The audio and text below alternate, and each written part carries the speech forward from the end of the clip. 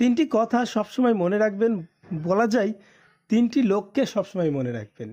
এই যে তিনটি লোক, এই তিনটি মানুষ আপনার জীবনে যদি থাকে, এই তিনটি বিষয়কে যদি আপনি উপলব্ধি করতে পারেন বা মেনে চলতে পারেন, তাহলে আপনার জীবন হবে সুন্দর এবং সুখের। যেমন প্রথমে যেটা থাকছে, যে তোমাকে সাহায্য করে তাকে কখনো ভুলে যেও না। বাস্তবে আমরা এটাই করি। কেউ যদি আমাদের ক্ষতি করে তাকে আমরা ভুলি না, কিন্তু যারা সাহায্য করে তাদেরকে আমরা ভুলে যাই। কিন্তু আমাদের এটা উচিত নয়।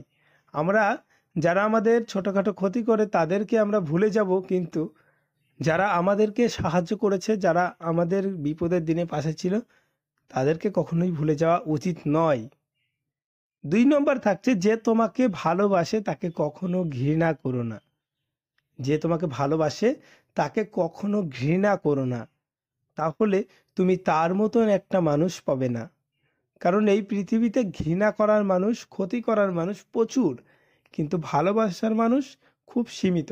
তাই যে তোমাকে সত্যি ভালোবাসে, যে তোমার পাশে থাকতে চায়, তাকে কখনো দূরে সরিয়ে দিও না, তাহলে পরবর্তীকালে অনেক পস্তাবে। 3 নম্বর হলো, যে তোমাকে বিশ্বাস করে তাকে কখনো ঠকিও না।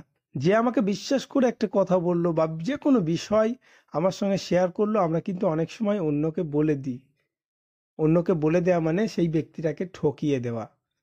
বা কেউ আমাকে বিশ্বাস করে তার সমস্ত কিছু আমাকে দিল, কিন্তু আমি তাকে ঠকিয়ে দিলাম। এইগুলোই হচ্ছে বিষয়। অতএব যারা আমাদেরকে বিশ্বাস করে, যারা আমাদের উপর ভরসা করে, তাদেরকে কখনোই ঠকানো যাবে না। এই তিনটি কথা আমরা মনে রাখবো। প্রথমত হলো, যে তোমাকে সাহায্য করে তাকে কখনো ভুলে যেও না।